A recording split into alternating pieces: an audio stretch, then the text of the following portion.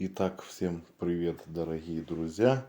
И сегодня у нас случилась небольшая проблема.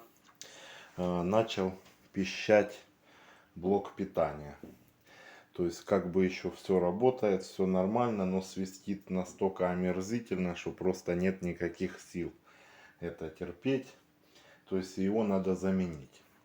Ну и тут как бы любой нормальный человек отправился бы в магазин, купил бы какой-нибудь там Залман на 400 ватт, поскольку система у нас тут крайне скромная. i3 третьего поколения, видеокарточка без доп питания. Но это не наш метод. Поэтому мы сегодня попробуем заменить его на блок питания PowerMan на 350 ватт. Блок питания вроде как еще неплохой. Мы с вами делали ему ревизию. Все у него хорошо. И почему именно он?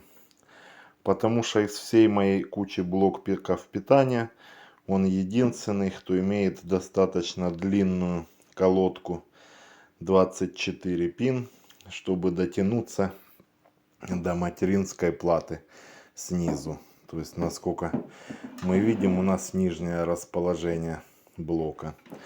Ну а сейчас пауза, и мы продолжим. И как внутри мы можем наблюдать, это шикарнейший кабель менеджмент. Это какой-то позор? Так. И начнем с колодки 24 пиновой. Отсоединим ее сейчас. Разумеется, по классике жанра. О, она очень тугая. Так.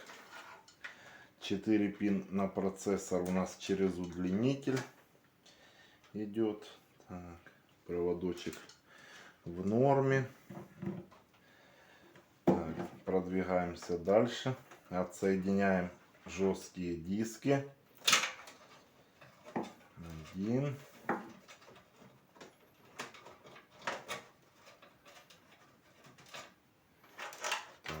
Вот так вот. Тут у нас второй.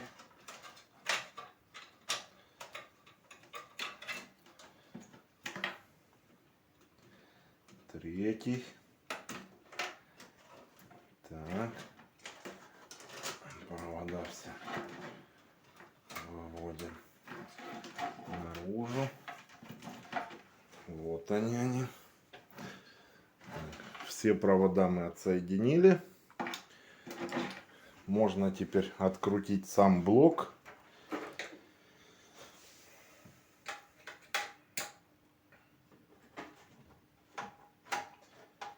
Выкручиваем болты.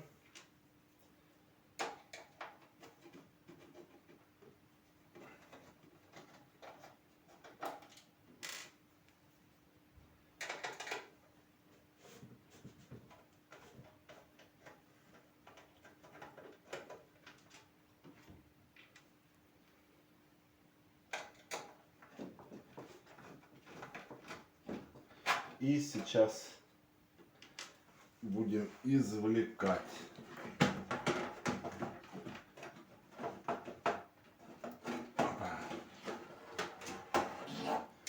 Вот он. Вот он наш свистящий блок питания. Ну, как вы можете видеть, тоже не самый лучший блок. И опять же, он здесь стоял только из-за того, что у него 24 пин дотягивалось до материнки. Мой ФСП на 450 ватт снизу до материнки не дотягивается. Сейчас установим наш сменный блочок. Ну и наш блочок установлен. Проверяем еще раз все разъемы SATA, чтобы были на месте. Так, все, питание проверяем. Все нормально вроде подсоединили. Кабель менеджмент прошу не обращать внимания, потому что нет смысла его делать. Как я уже говорил в другом видео, этот системник я использую как тестовый стенд. В нем постоянно что-то меняется. Так.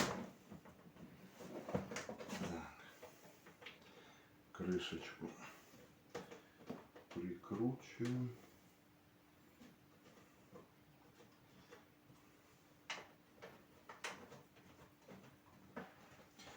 Ну и сейчас будем делать тестовое включение. Но еще скажу, что единственное, почему мы можем себе позволить поставить такой слабенький блок питания, потому что у нас очень энергоэффективная система. i3 потребляет довольно мало. Видеокарта у нас вообще без дополнительного питания. Ну а на этом продолжим сейчас. Ну что ж, тестовый монитор подсоединен. Системный блок готов к запуску. И включаем. Так, и что мы видим? Сразу же, что бросается в глаза, что я забыл подсоединить питание передних вентиляторов. Срамота. Как обычно, когда меняешь блок питания, что-то да забудешь. Но в остальном все работает. Загрузочка пошла. Рабочий стол. Все отлично.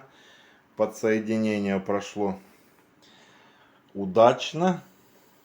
Вентиляторы мы сейчас еще отдельно тогда за кадром подключим. Все работает. Все отлично. Так, ну на этом спасибо всем за внимание. До скорых встреч.